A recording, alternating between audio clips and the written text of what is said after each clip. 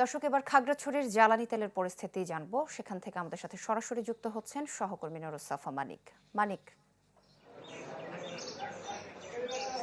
সোহেলি, বিশ্বব্যাপী যে জ্বালানি সংকট, সেই সংকটেরই কিন্তু প্রভাব পড়েছে পাহাড়ি জনপদ খাগড়াছড়িতে। আমরা দেখছি খাগড়াছড়িতে যেসব ফিলিং স্টেশনগুলো রয়েছে সেখানে কিন্তু আজকেও আমরা দেখছি যে মানুষের দীর্ঘ সারি, যারা ব্যবহারকে তাদের দীর্ঘ সারি।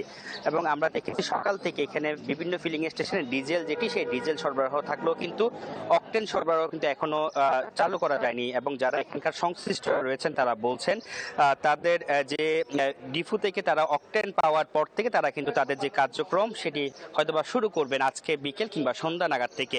এবং আমরা এখন আছি খাগড়াছড়ি শহরের যে ফিলিং স্টেশন, কেসি ফিলিং স্টেশনের মধ্যে। আমরা এখানে দেখেছি সকাল থেকে এখানে দীর্ঘ সারিতে মানুষকে কিন্তু এখানে ডিজেল বিতরণ করা হয়েছিল, তবে তাদের যে অকটেন কার্যক্রম সেটি কিন্তু এখনো না থাকা দেওয়া যাচ্ছে না। এবং জরুরি সেবার জন্য যেই মজুদ ছিল সেটিও কিন্তু তারা বন্ধ রাখতে হয়েছে, কারণ তাদের যে যন্ত্রাংশ, পাম্পের যে মেশিন, সেই মেশিনও কিন্তু বিগত কয়েকদিন ধরে টানা যে কার্যক্রম সেটি চালু রাখার কারণে তাদের কিন্তু যন্ত্রাংশ কিন্তু অনেকটা নষ্ট হয়ে পড়েছে বলে তারা কিন্তু বলছেন, এবং তারা সেটি সারানোর কাজ করছেন। এবং অন্য আর যে দুইটি পাম্প রয়েছে সেই দুইটি পাম্পেরও কিন্তু চিত্র আমরা একই দেখতে পাচ্ছি। এখানেও কিন্তু দীর্ঘ সারি রয়েছে, তবে সেখানে অকটেন না থাকলেও কিন্তু তারা ডিজেল কার্যক্রম যেটি সেটি দিচ্ছে। বিভিন্ন পরিবহন, যাত্রীবাহী পরিবহন কিংবা হচ্ছে পণ্যবাহী পরিবহনের পাশাপাশি কৃষিকাজে যারা ডিজেল কিংবা বিভিন্ন জ্বালানি ব্যবহার করেন তারাও কিন্তু দীর্ঘ সারিতে দাঁড়িয়ে বিভিন্নভাবে তারা কিন্তু তাদের যে তেল সেটি নেয়ার জন্য অপেক্ষা করছেন।